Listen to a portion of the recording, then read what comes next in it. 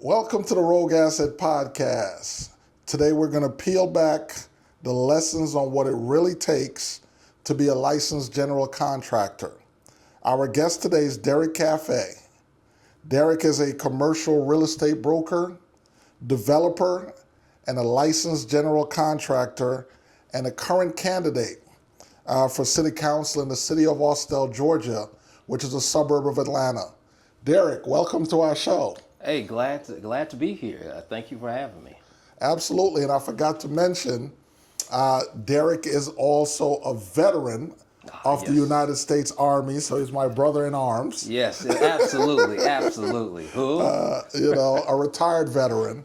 So, Derek, thank you for your service. Oh, yeah, same to you. Okay, so we're gonna have some great conversations today, man, because you do so much in your field.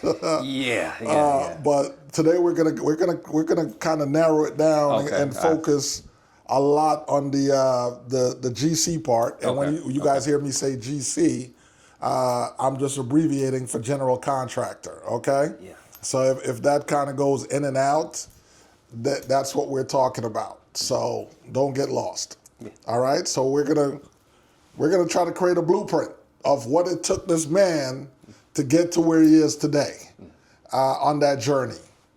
All right. Yeah. So Derek, like I said, man, time is precious. Thanks for showing up for the Rogue Asset Podcast today. But we're gonna jump right into it. Okay. Ready. Can you share an initial goal, challenge, or event that set you on that course that made you decide, you know what, I need to become a licensed general contractor? Well, for me, it all started with like my initial goal, or my initial strategy. So like a lot of people, I read a book, Rich Dad, Poor Dad, a very long time ago. Right. And so I was in my 20s then, and so that kind of put me on the path of real estate is my thing. Didn't know anything about real estate, right? But I knew real estate was going to be the path forward for me. And so I started off as an investor, used the VA home loan to buy my first house, which was a duplex, lived in one side, rented out the other. And from there, so, VA home loans, you're buying a move-in ready house. You're not buying anything that's too jacked up. But, there's still repairs that can be done around the house. Right. And so for me, that's kind of where I started with it. The first time I hired some guys, and this kind of leads to why I got it myself. First time I hired some guys, right? Just found some guys. I don't even remember how I found them, but they come up and he say $400 for this. Basically, I had some deck boards that needed to be replaced. They were rotted out. So deck boards are rotted out. I need somebody to replace them. They say $400. I'm like, okay, cool, $400, right? Right. So they come there, they take it off the boards, and then they just throw them in place. And then they're like, okay, $400, right? And I'm looking at this big pile of wood just sitting there, and I'm like, what? Y'all gonna get that? Right. He's like, oh, you didn't say you wanted us to get rid of it. Right. And I'm like, scammers. Just like people trying to scam you from that's part of a complete job, okay, what's gonna happen with trash? If you do this for a living, you understand okay, well, they're most likely going to want something to you take the trash away versus them having this big pile. Right. And so from that perspective, first of all, there's plenty of stories about bad contractors. Even before I got into it, I heard, news, local contractor, takes somebody's deposit, demos the house, and then never returns, Right. And so that was already in my head, contractors, can't trust them. Right. And then this first experience with these guys gets me on a point where I'm just thinking to myself, okay, now you got to be very detailed when you're talking to people because, there are people who gonna try to scam you and try to, oh, well, that's a different card, oh, you want us to,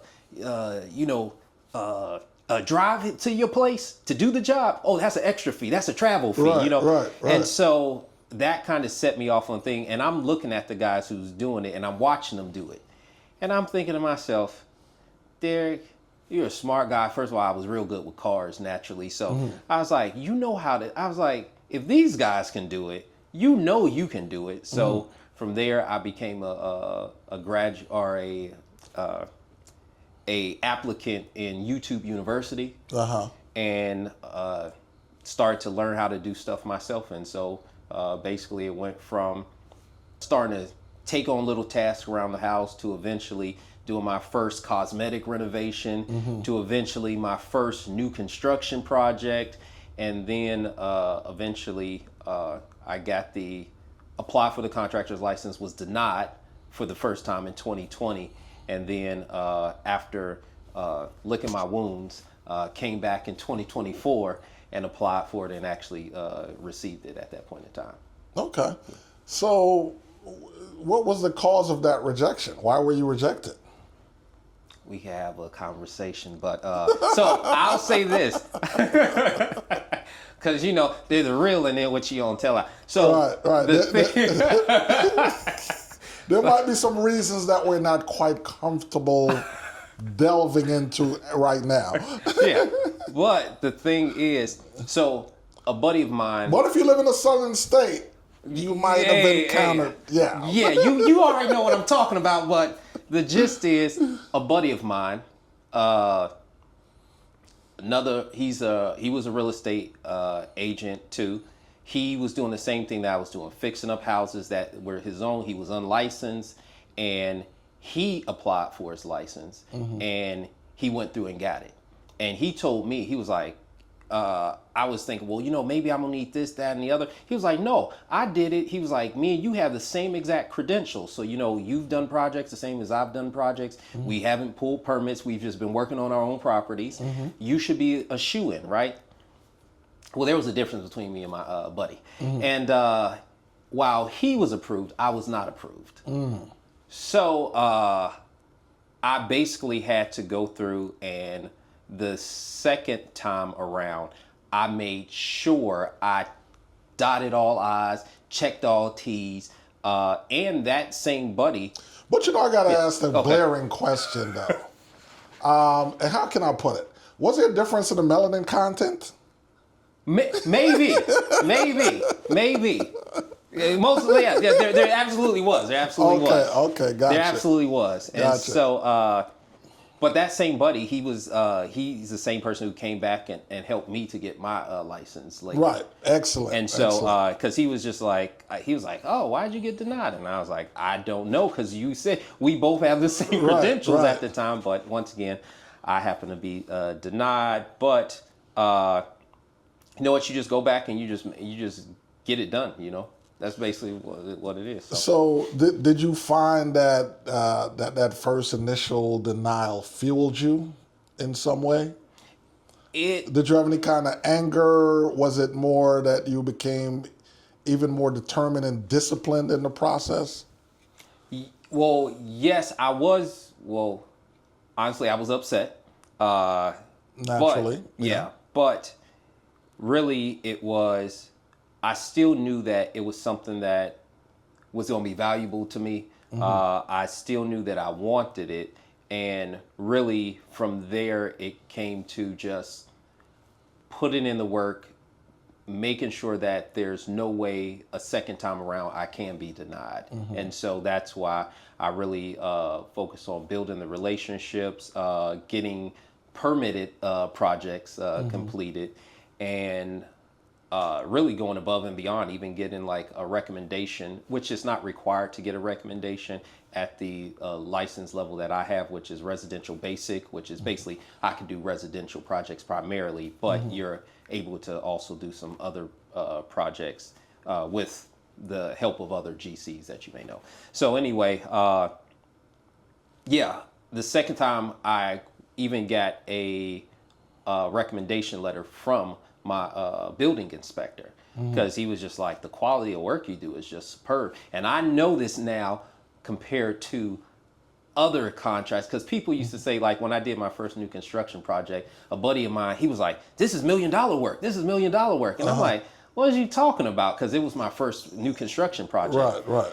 And in this project, I was actually doing everything. Like it wasn't me being I was the builder, like hands-on framing, installing windows, installing siding, installing this, because I really wanted to learn it.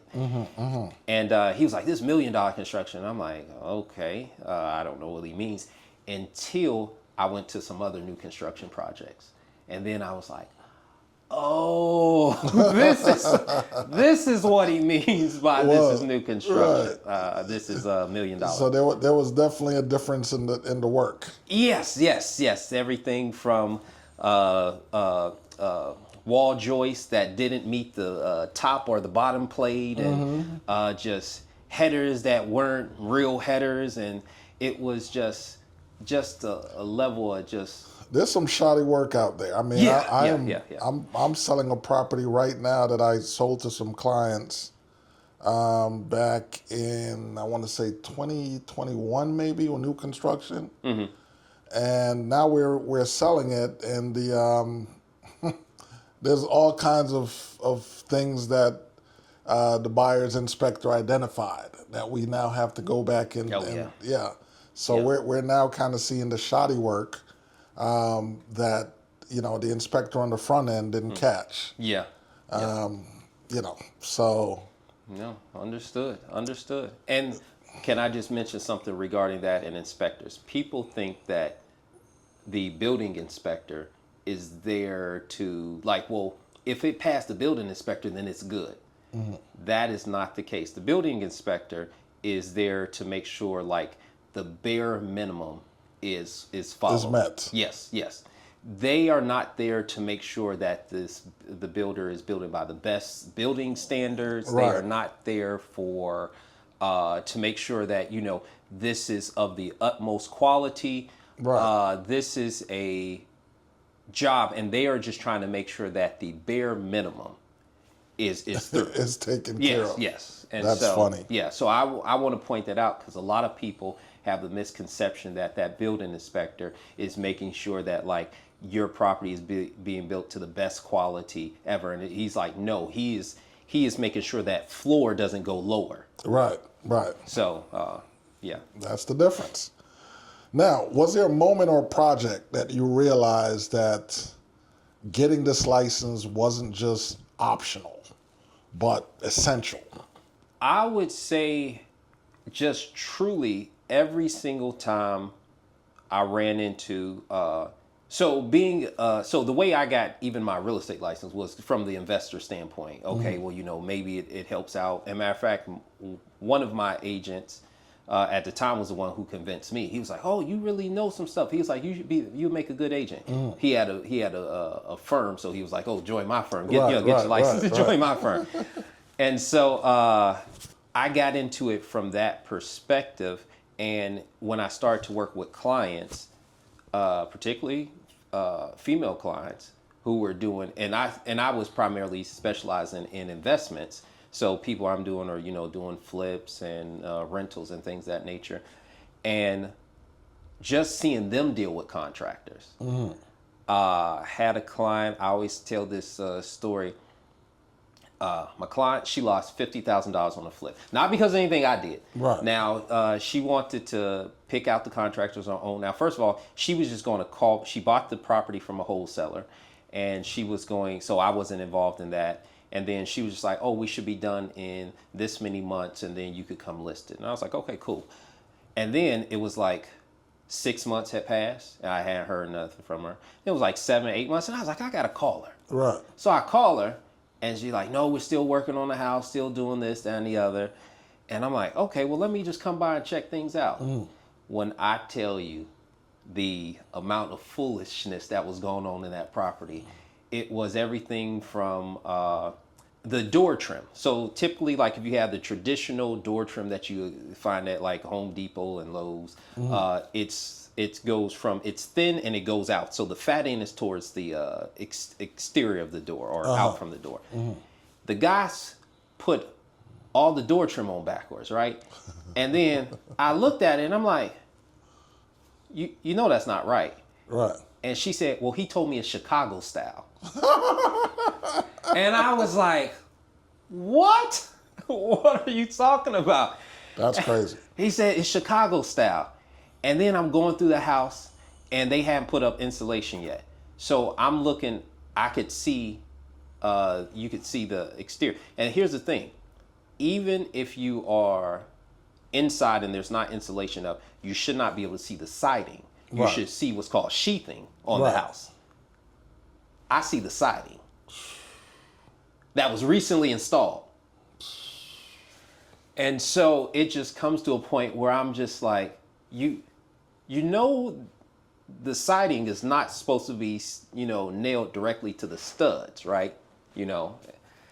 And Where was this guy building? Where was he? This is crazy. look, it was just so many things that were wrong, and my client was just trying to. So it wound up where, versus just paying like, oh, I paid a flooring contractor. It was like she'd pick a flooring contractor, they screw over horrible installation. Then she tried to find a second person to fix the the first ones, but they couldn't really do it without just starting from scratch. Right. So they're trying to fix, so it still looks jacked up. Right. Even though you pay the second person, and then you hire a third person to try to fix the second person's work that they tried to just finagle. And that happened on drywall, paint, flooring, tiling. Every She single. was spending the same money like 3 times. Yes. And so That's cruel. it was cruel, and it was something where I thought to myself, like, how can, especially when, if you look at wealth in America, Federal Reserve Board of Governors has a chart. It breaks down wealth in America by race and by different asset classes. Over the past 5 years, blacks as a group have gained and lost wealth. And I say gained because the number itself has went up, but the numbers of other people have went up so drastically that in relation, we have lost a substantial amount of wealth. Yeah, yeah. And that's probably easily explained because, if you look at one of the first steps where people actually gain wealth is in home ownership, right? Yes. And so you're looking at how those homes appreciated.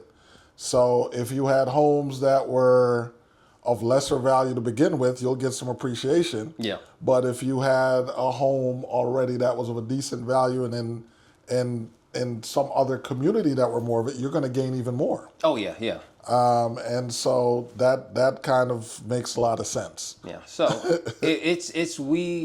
when you see that and you already recognize that it's already hard enough to build wealth, and then you're being hit with things where you're having to pay, where basically she lost a substantial amount of money. And the thing was, they wanted to put more and more money into it. And I tried to tell them, I was like, hey, I don't think we're going to get to the amount that you want. So at some point you need to just cut the cord and just take the loss, because putting more into it isn't going to help out. It's a money pit.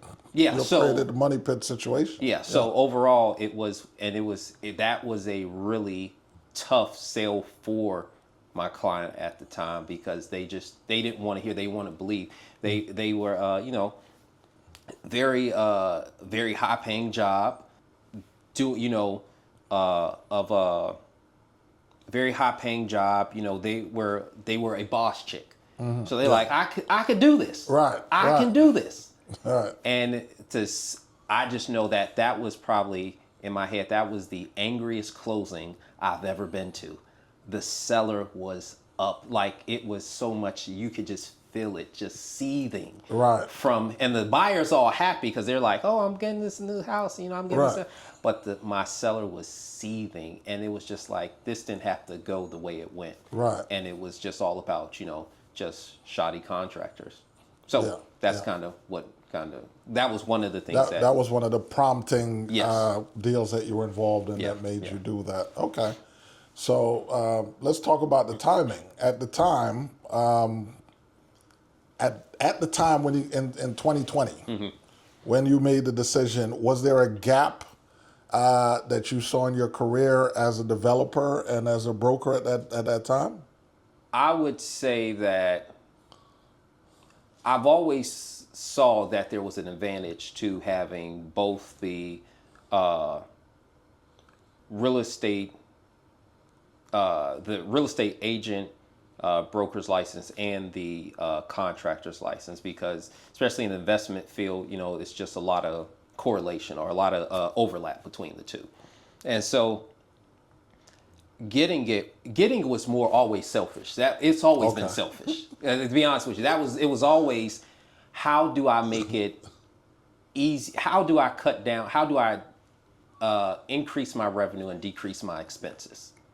That was always, gotcha. It's always been that. That Right. was number one. How do I increase my income and then decrease my expenses? So by becoming a real estate agent, real estate broker, basically taking that 3%, either being able to put it back into a deal or, just bringing it on with properties that I'm purchasing myself, and from the contractor side of things, pulling permits myself, still being able to self-perform. But,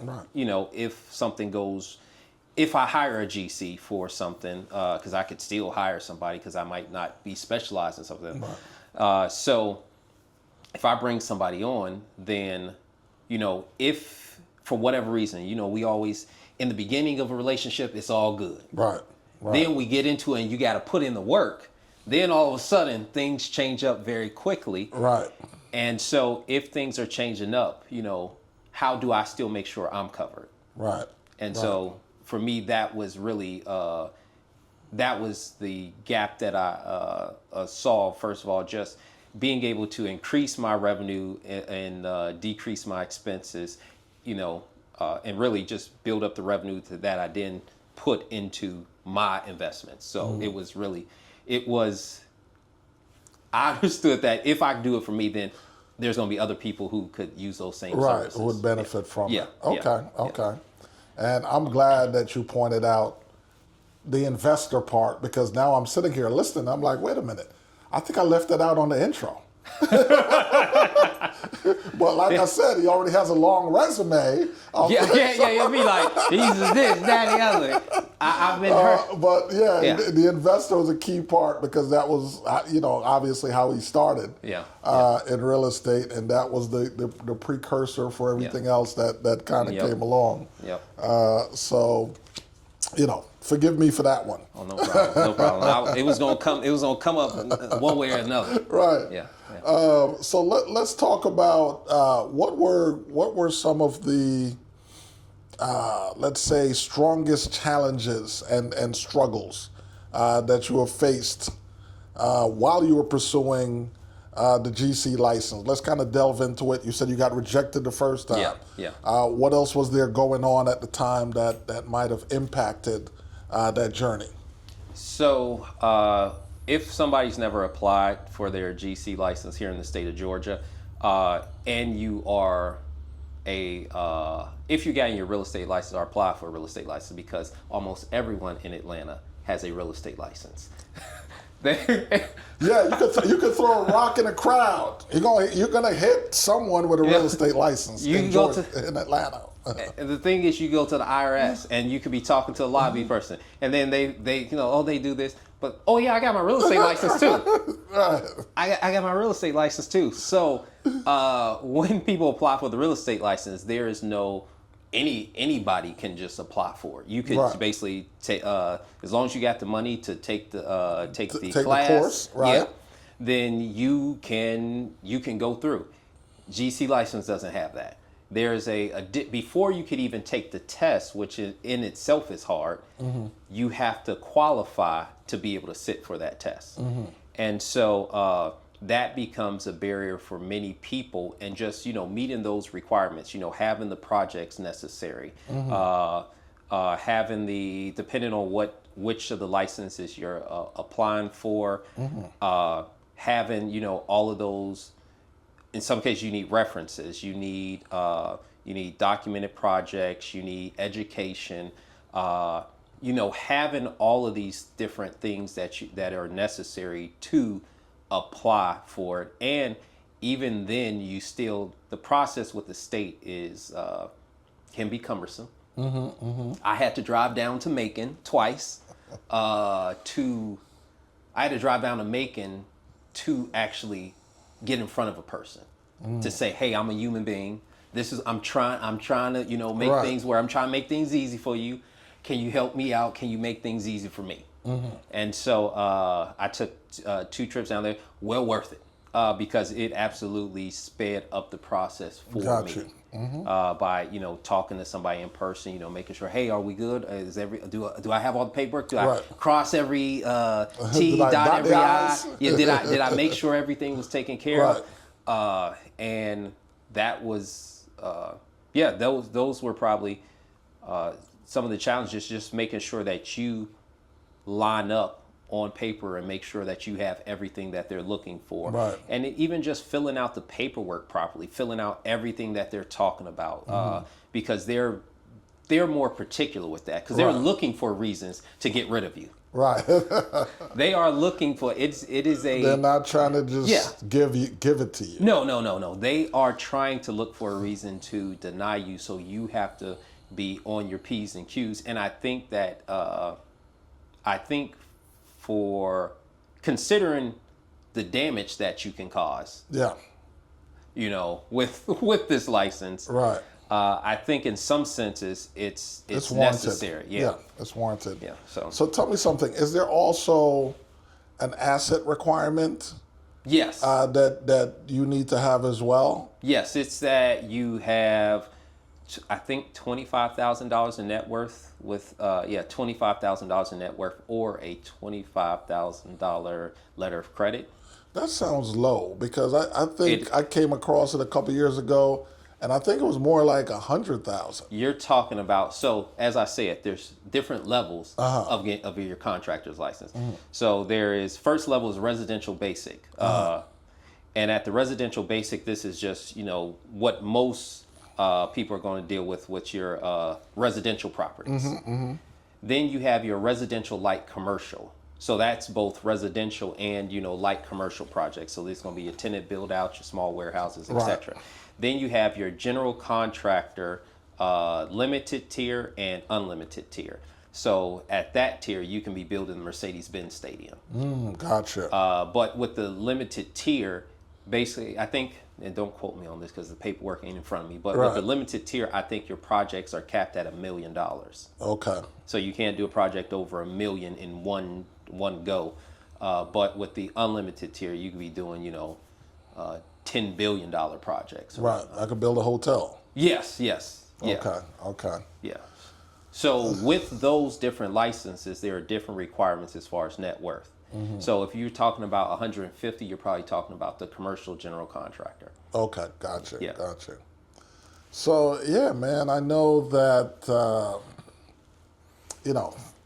we talk about licensing, and licensing sometimes can be gatekeeping, but sometimes it's a necessary gatekeeper.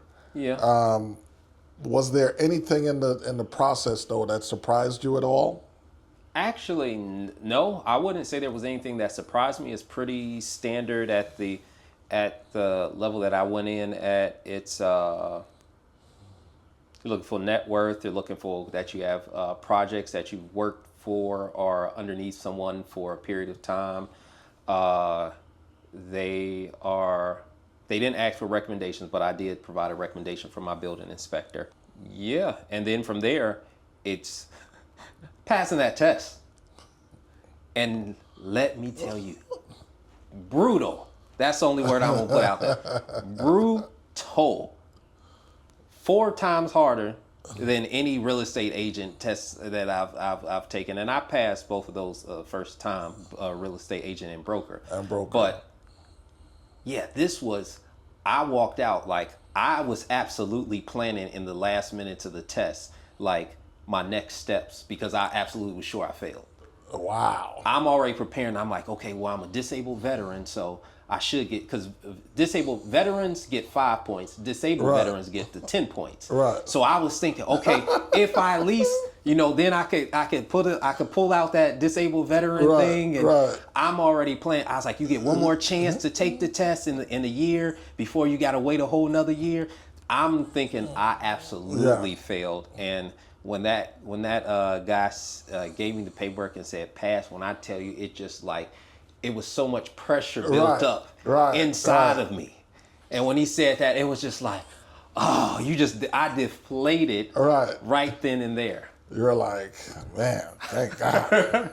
Thank God. Absolutely. It was just so much. Yes, it was such a relief. But that test still is, even if you get past they let you sit for it, you still have a brutal amount of work left to do. Gotcha. That test is something else, and it's open book.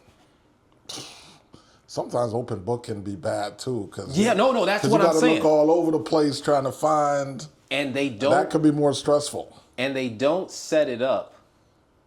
They say the answer. They tee it up in a totally different way. So whereas it may be a X is blah blah blah blah blah, they just say it in such a way where you're questioning, like, I feel like this is the answer they're asking for, but they done said it in such a different way that you like, is this the answer? Right. And it's like there's other things that it could, and you just oh my goodness, it's open book, but it is not. Yeah, it is a hard test. That's all I'll say. Wow. So having gone through the process, is there any processes with the state that you think could be improved?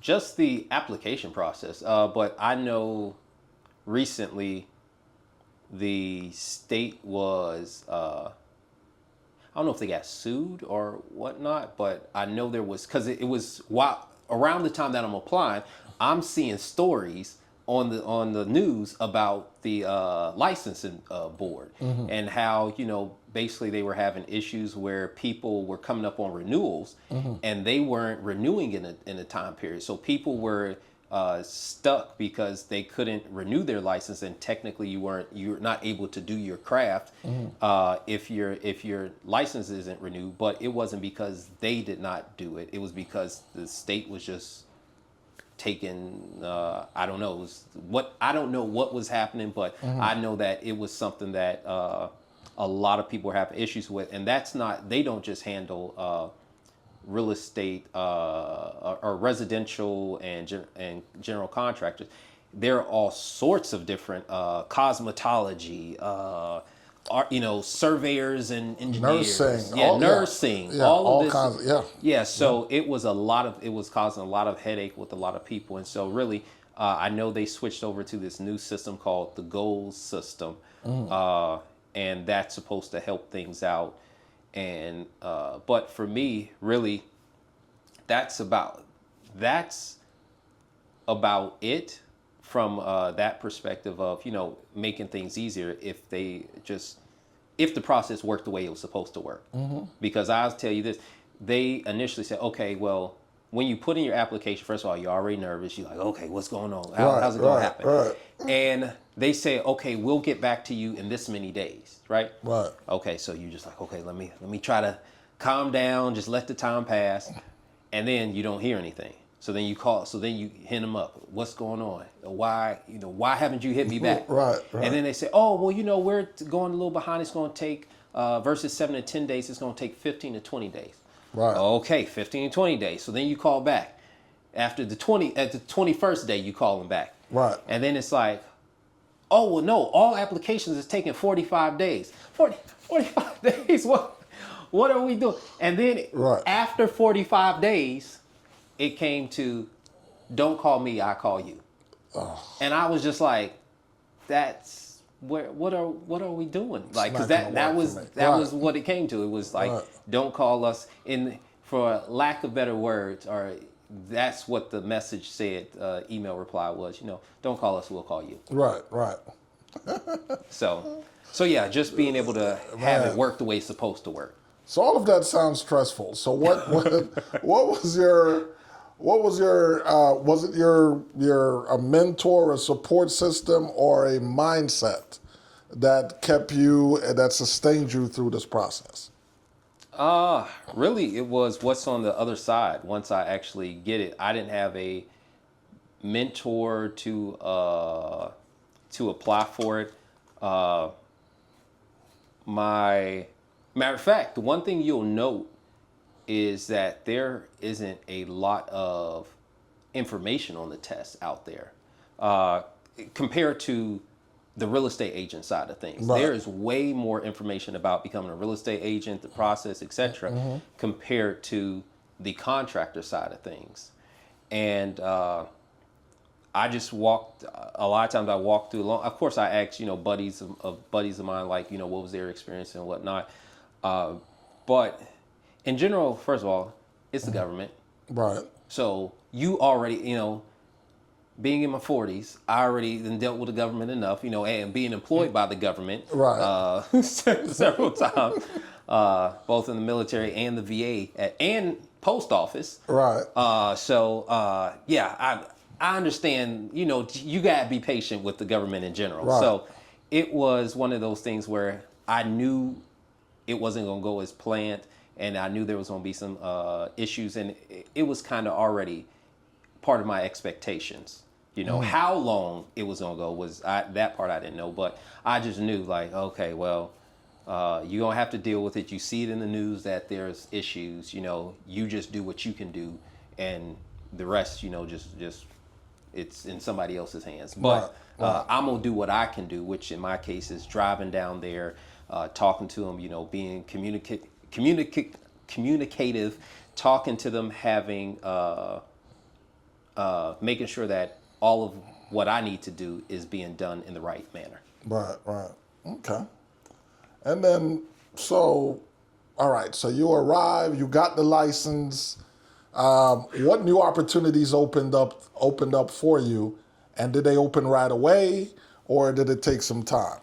I will say this. I think having a network already and people already knowing you helped out drastically, because I will say this. So I haven't really advertised my construction company at all. I do have a website, codeblackconstruction.com, but okay. I don't advertise anywhere. And so only thing I was doing was telling people, oh, I got my GC license now. I got my GC license. And the thing was, people started to call, and it got to the point very quickly I was overwhelmed, because I didn't realize, first of all, I wasn't thinking anything as far as like how many people would call up, or, anything as far as the lack of systems that I didn't know I didn't have certain systems until you realize, like, right. Oh, this is falling down, like something needs to happen here. So for me, it started to, basically it's in burst. It's like several people started calling me up for projects, and then I'm realizing things like, estimating. So like first couple of projects, underbid. And so underbid. So although to that person it's a good amount of money. So they're spending, and I'm thinking it's a good amount of money, until you realize two things. One is, in my investment strategy, I am putting a lot of sweat equity. I'm out there. I got a 40-foot shipping container full of every tool that you can imagine: framing nails, hammers, levels, ladders, all sorts of landscaping tools, table saws, circular saws, everything, you name it. And I was putting in that work of making it happen, and then I'd hire on some laborers to, move stuff around and whatnot. And of course, I had my electrician, my plumber, my HVAC guy that I've been working with for almost a decade now. But I did a lot of the work myself. When you are the GC, you cannot do that. because you, first of all, and being a real estate broker on top of that, and it's assumed that you have clients, so you still have to service them. So my first job that somebody hired me for was in Smyrna, and it was widening. Basically, we were doing what I call agent in place accommodations. So that is, you have a lot of houses today. Basically, people have elderly parents, and they put them into a care facility, and then they're like, they learn very quickly, yeah, this ain't the place for my parent. Right. So they want to bring the parents home, but in traditional suburban houses, 2 stories, typically, in especially some of the older ones, you're not going to have any living at the bottom. Right.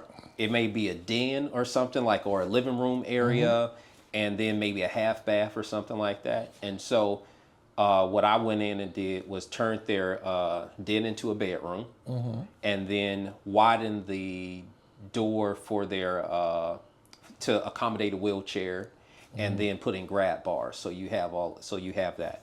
So that job, I'm thinking, okay, I'm gonna make this much money on it.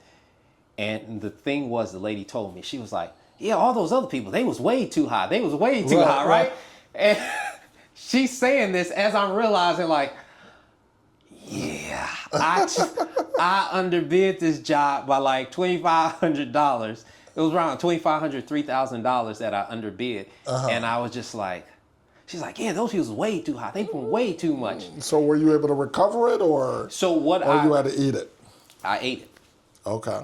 Yeah, I ate it. I don't, cause it's not their fault. And plus, because I was because I know how to do the work, I just substituted myself to make up for the fact that I didn't build this out or estimate this the way it needed to be. Gotcha. So I was the labor. So I'm working for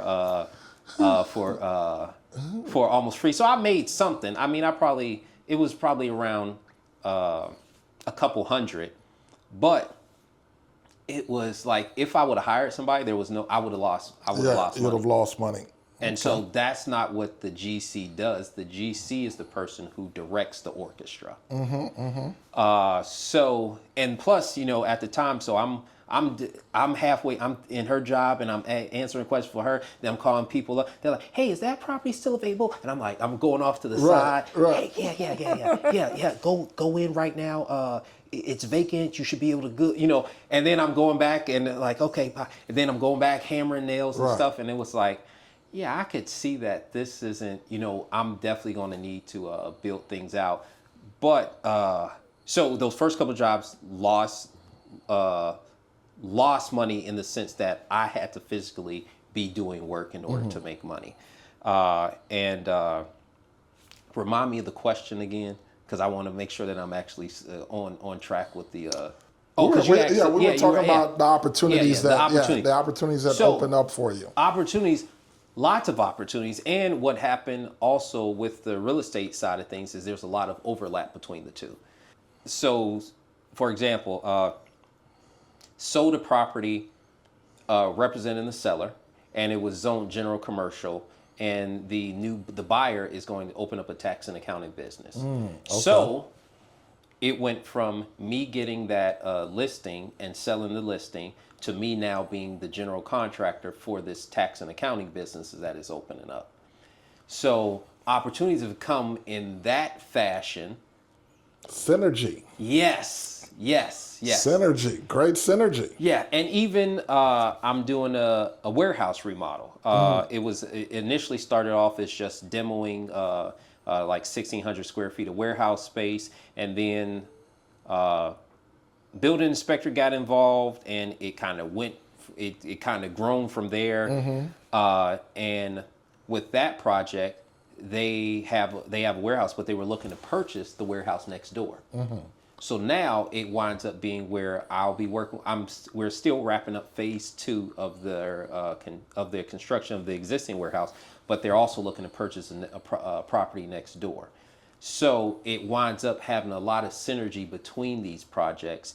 And I mentioned to you prior to this, like I had a client call me up about demoing some a dilapidated house on some industrial land, and he found out he couldn't do what he wanted to do, so he was like, "Ah, scrap it. I want you to sell it." Right. So it's basically came in clutch, basically. Right. Because there's so much collaboration between the two. Yeah, it sounds like a lot of great collaboration and synergy happening between that. So tell me, what do you think investors, real estate agents, and homeowners get wrong about the general contractor role? So much. Let me tell you. You know what the thing is? It's always different when, the grass is always greener on the other side. Always. And so you think something like, I know when I was dealing with contractors, there were things that I would say. And when I got on that side, I was like, oh, I see why they do this. It was a lot of practices and even some things where, have you ever asked a contractor for an itemized bid? Like, oh, give me an itemized bid. I want to make sure you ain't trying to just scam me or you ain't trying to just do this, that, and the other, right? First of all, most people don't understand how much time and effort is required for an itemized bid. I can only imagine. It's a lot of, checking up on things, making sure, going through that entire project, because when you do these projects, most people think of the big things, but there's a lot of little details that go into this. Okay, we're going to install tile. Okay, you got to think about underlayment. You got to think about grout. Okay, well, this is large format tile. So now we got to make sure we get the LFT versus the regular stuff. And then, there's this thing here. We gotta figure this out. We got to include spacers. There's so many minute things. We have to have sponges to wipe off the grout when we do the grout. There are so many minute things. And when somebody's asking for like, oh, give me an itemized thing so I could shop it to other people. So you're telling me I have to spend hours coming up with your itemized list only to not get the project at the end. Right. So once I start to do that, and before as an investor and the contractor, I'm thinking, oh yeah, just write me up itemized, just write it up, Right. And then being on this side and I'm understanding, I am asking this person who I don't know, I haven't paid them a dime, to commit hours of their life. And then many times when you come up and you say, okay, I want my bathroom redone, right? Right. People just think, oh, just bathroom is a bathroom, right? Yeah. If you know, and I did a little Instagram thing about this, I showed there was a $99 vanity. There was a $149 vanity. There was a $299 vanity. There was a $349 vanity. There was a $599 vanity. There was a $700. So you ain't tell me which of these vanities you thinking about. You ain't tell me anything about the faucet, the particular faucet that you want. You say, oh, I want a new bathroom. Right. And it was something that I did the same thing. I did the same thing. I was like, oh yeah, just do a bathroom, just do this. Oh yeah, well we don't want too fancy, but what level exactly? Like what there's a lot of in between. Yes, there's a lot of you could buy a vanity for $99. You can probably find a vanity right now that's $2,500. Which of those do you want? Right. And so when I'm giving you a bid, many times we're not talking apples to apples, because we don't have details. Right. And so I'm just guessing at, okay, well, maybe they want this or they want, they want that, or depending on the type of house, like, okay, well, it's an older house, or most likely I'm just going to run into this issue. Right. And I might consider that issue, and another contractor may not consider that issue. Right. And so there's so much variability in it. And it was something that even when I'm talking to people, I just be like, hey, just tell me how much to put tile down here. Right.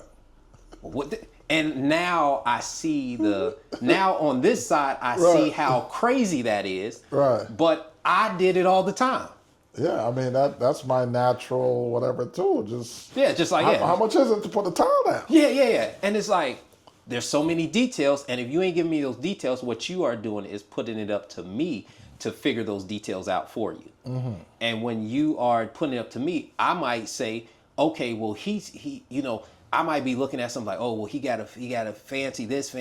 Maybe he wants the fancy stuff. Because if you've ever walked into Floor and Decor, they got their towel and the prices for there, and then there's the towel shop.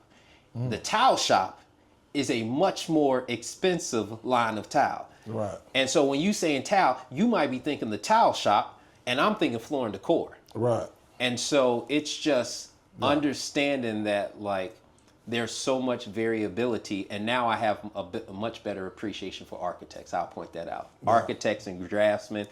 So then we compare apples to apples. We all got the same plans. Right. Versus you just saying, oh yeah, put this here and do that and do this, and this price is crazy. Right. I don't know if the price is crazy or not, because I'm making up the details in my head. So that was probably one of the biggest things that I would say enlightened me from being on this side of it. Now having to figure out all of that vagueness that homeowner or investor is talking about, and provide a estimate and estimate a quote to them. Okay. Oh man, it's a lot, isn't it? Unpacking all of that. So let me ask you this: how has the discipline of becoming a licensed GC now shaped your approach to leadership, and now your city council run? I would say all of it. Well, I specifically talking about the GC license. Many times in civic leadership, running for political office, many times the people who are running, in some cases, have no real experience in the real estate. And really what you're doing is city council is you are managing zoning and legislation. And if you're not in the field, it's kind of like what I just said about, homeowners and investors talking to contractors. You don't really know how to effectively communicate with the person to get what you're trying to get, the desired result that you're trying to get. And so both as, in the commercial real estate space and the general contracting space, understanding, like, when somebody says, people have been asking for Trader Joe's for a while, and I say, we want Trader Joe's. It would be great if they did a Trader Joe's. But being able to understand, hey, look at where Trader Joe's are currently. Mm-hmm. There is a demographic, although they'll say we don't have, because I checked it out, they say we don't have a set model, we just blah, blah, blah. There is a set There is a model. Same thing with Starbucks. There is a set model. They are looking at certain demographics, certain numbers, and being able to say, okay, if this is the goal, here's how we make that happen. Here's the numbers behind that. Here's how we set up the community so we can eventually make this happen. We could get this retailer to want to open up a shop here. Here's how we get this employer to want to, open their business here. But if you don't understand this space, if you don't understand a building code, if you don't understand zoning code, then it becomes you're kind of just hoping and wishing that, things happen. You can't put a set plan in place because you don't understand the fundamentals of how are these people with this money who we want to make these things happen? How is it intertwined? Yes. Yeah. How are they making their decisions? And how do our actions either help or hurt that? And so for me, it's about understanding from that side of the table, and as a developer myself, because I have land in or properties in Austell and downtown Austell that I plan on developing myself. So when it comes to getting these people and turning our city into a place that the people of Austell want it to be, really having a plan rather than just a hope, we hope it comes together. But being in the field and talking to the people and dealing with, commercial retail brokers and dealing with industrial brokers and dealing with, all these different types of people, you could understand from them directly, raw and unfiltered. This is what we're looking for, not Right. no coddling and like, Right. oh, well, yeah, we love to be in your neighborhood. We love, Yeah. and they're just saying, no, this is what we need. Right. Can you deliver it? Can you not? Right. Right. And so, yeah. Straight talk, no filter. Yes. Yeah. So, all right. So looking at Austell, what is one way you would like to see the city evolve, and how does your developer, through your developer and contractor lens, help you see that more clearly than others? How do you want to see the city of Austell develop, and how does your contractor and developer lens help you see that more clearly than everyone else? Kind of just ties into the previous to what you were saying. So over the past 10 years, I've been a part of every single land use plan that the city has put in place since 2017. So our 2017 comprehensive plan, our 2021 LCI study, which is the blueprint for our downtown, our then upgraded 2022 comprehensive plan, our 2023 Austell Power Spring Road Trail, and our 2024 city agricultural plan. And these plans lay out the future that the citizens have agreed that we want to see happen within the city. And so for me, first of all, being a part of those plans helps me out, but then understanding how do we make things happen. So one of the things, going into the history of the city of Austell, at one point it was called Salt Springs. And if you notice, in that area, there's a Lithia Springs, there's a Powder Springs, and there was a Salt Springs. That whole area was known for healing springs that were, and it was a resort town back in the day. Okay. And so all of that area right there was for, rich, wealthy people to come and, experience the healing waters of the area. And that's one of the things that we've talked about getting back to, well, not just the wealthy people, but from a perspective of just overall wellness within the community. Right. And when you talk about that, you're talking about mobility options. Sitting in your car, like many people are doing on a daily basis, is not healthy. Especially the amount of time we spend in here, and just in general, we all know we don't like it. We don't like Atlanta traffic. No. I don't think anybody's like, oh yeah, give me more. So not at all. So we have to build the environment in a way that encourages alternative ways of getting around, particularly when it comes to youth and it comes to seniors. Over time, if you're too young, you may be too young to drive. So how do you get some level of independence to be able to go out on your own? If, just driving across the street, you might have a store across the street, but then you got to go through 5 lanes of a highway, to get there. Parents ain't gonna let you have that.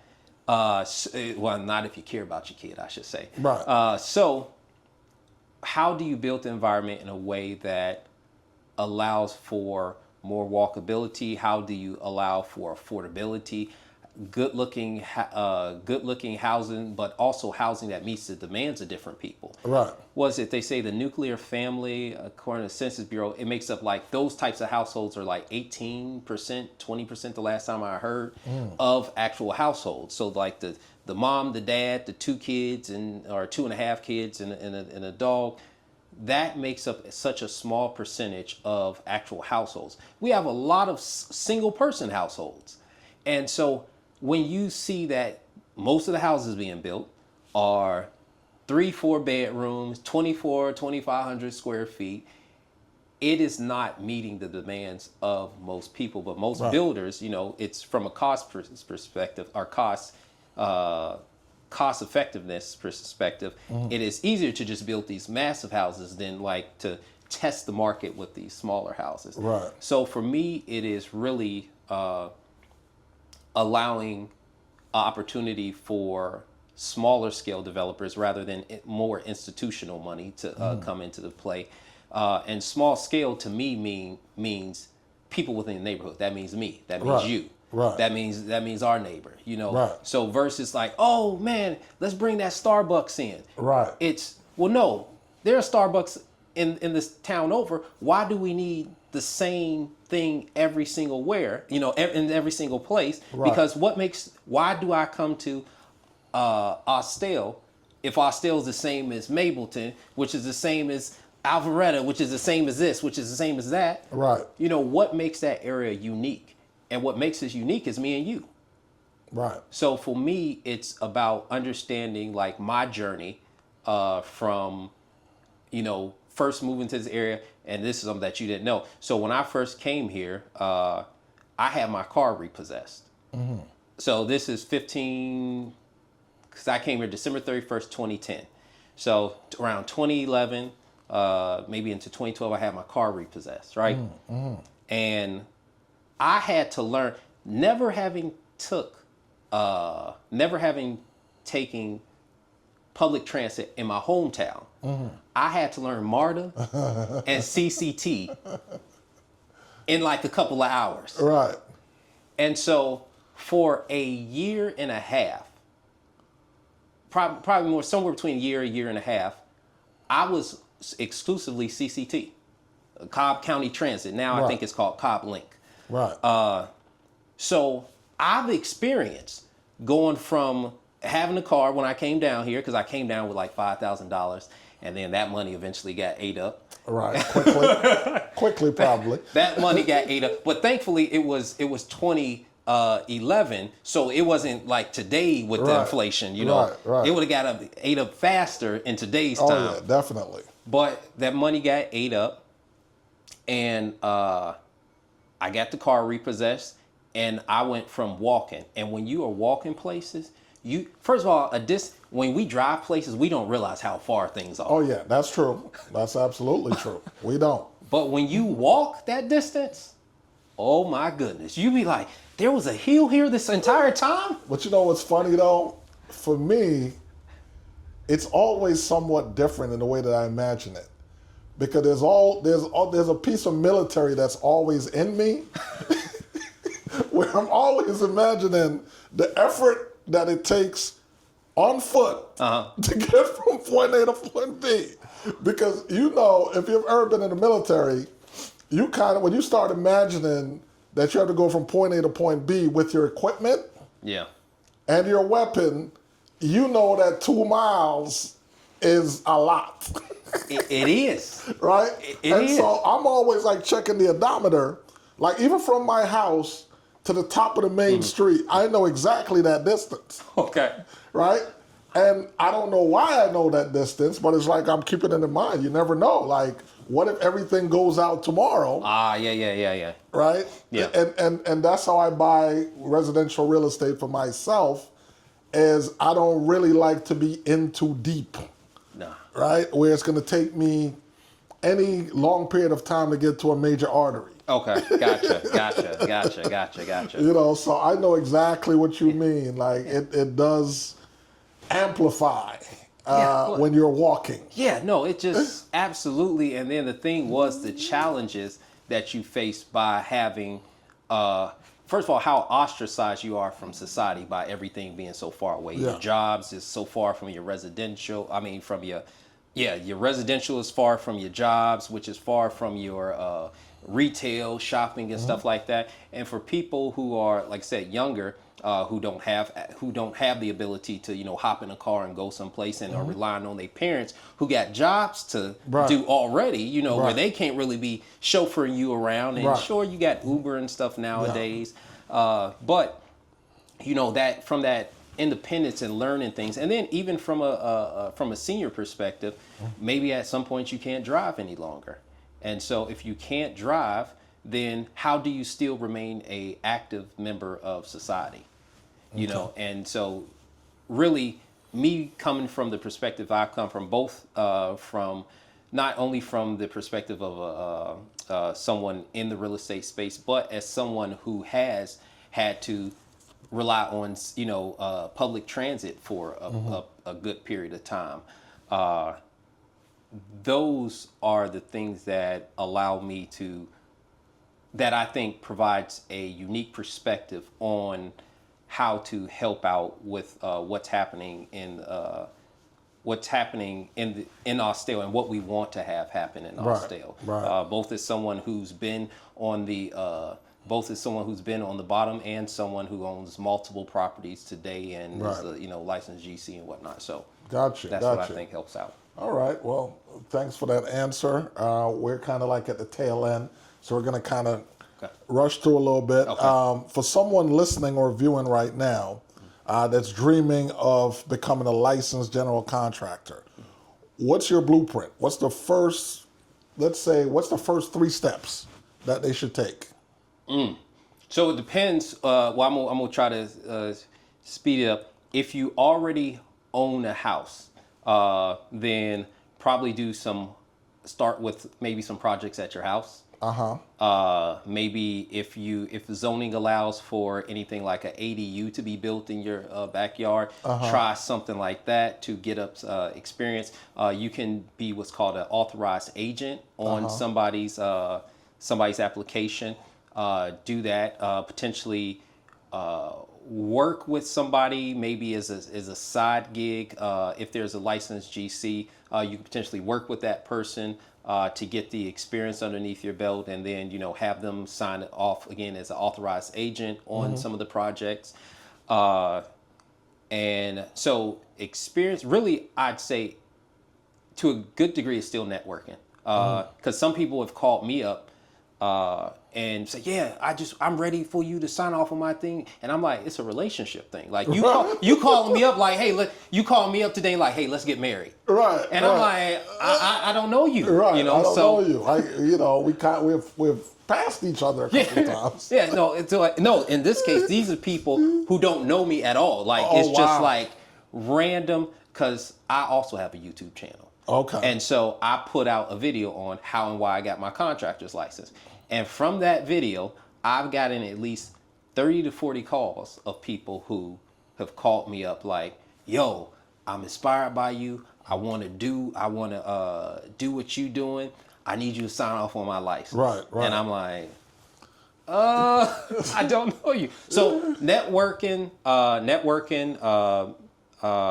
start with what you have if you already have a home, and if not, reaching out to general contractors, and in some cases, you're going to just have to make it work. Maybe build up projects of your own that qualify for it, because sometimes there's a lot of people who can at least make the call, but rarely do people ever follow up on things.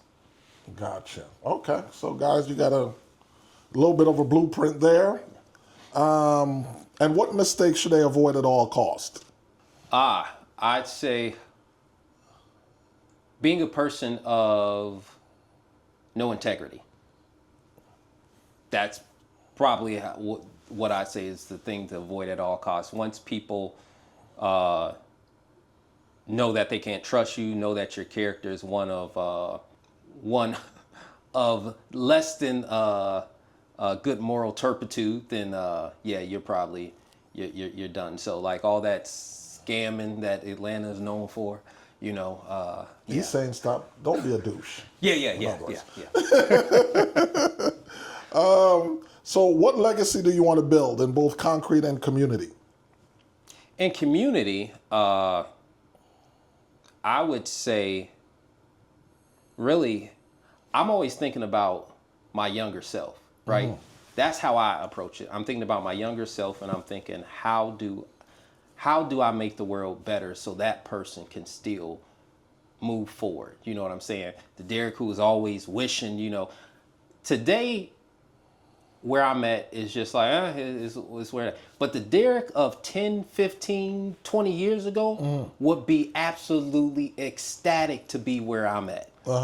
And it's like, and I had to, the roadmap is actually already put in place, but I didn't know it. I'm only learning as I go through things that like, there's a whole slew of people who've done the same roadmap, but it's not written out in any book. It's not taught in any class and whatnot. It's just, I'm thinking I'm being this genius and I'm figuring this stuff out. Oh, well, if you do this helps out with this. But really it's to make the, for me, and specifically why I focus on Austell, because many investors, just kind of all over the place. I got a deal in Snellville. I Right. got a deal here. I got Right. a deal there. Right. The reason I focused on a specific area was really to make the most impact possible, and because for me it's not just about the money, because at the end of the day, many people will tell you, Right.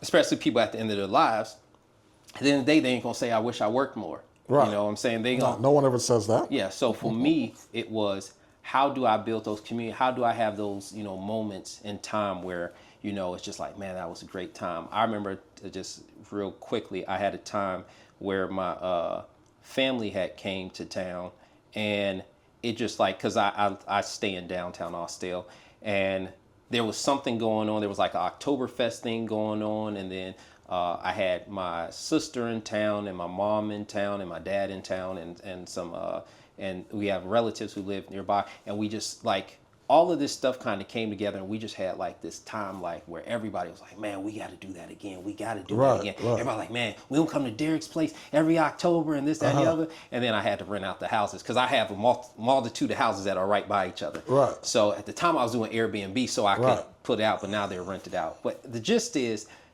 that time that I spent with my family, man, it was just like, Priceless. man, yeah, and it was just like priceless. they had a good time. Like, we had all the kids and stuff, my nieces and nephews and little cousins and stuff like that, and it was just like that old school like family reunion, or just like, it reminded me of my youth. And really for me, what I'm trying to leave is just like where other people could experience that. Like, everybody's so much about the hustle and the money and stuff, and I understand it's absolutely necessary. Right. It's at the core. It's at the core, and I think that's the problem. It's at the core. The core isn't the money. The Right. core is the experiences and the relationships, and the money just fuels that. Right. And Right. so Exactly. I that's agree kind with of that. that's where I'm at, and that's what legacy I want to leave in both cases, because I understand money is necessary in order to have, to support yourself in this Right. in this country. Right. So with the businesses, what I hope to do is basically be my own version of H.J. Russell.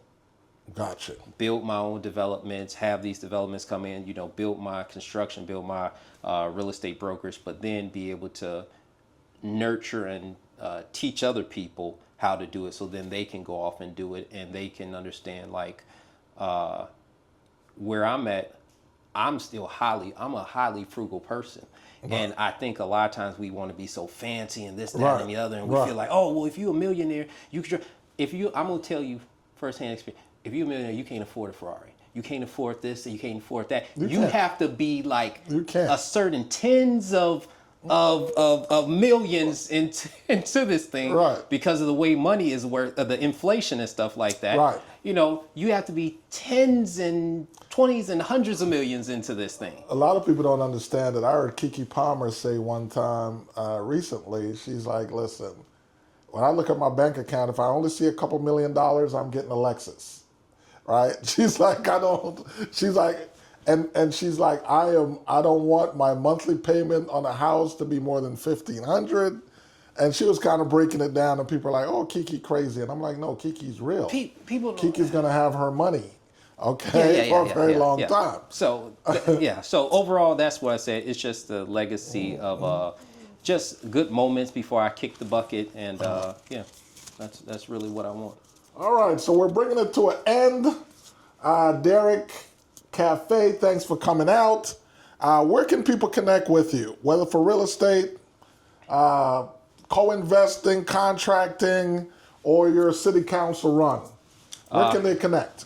So I would say, really, if you go to codeblackproperties.com, and that is CODE, blackproperties.com, then that has links to both my real estate brokerage and my construction company, and then there's a contact us there. So really, that's probably the top spot, and The then nucleus and then it everything filters out from there. Gotcha. Yeah. And then for us, thank you for checking out the Rogue Asset Podcast. Please like, follow, and subscribe. Find us on your all social media outlets, Spotify, YouTube, and Apple Podcasts, Amazon Podcasts. Thanks for checking us out. Goodbye.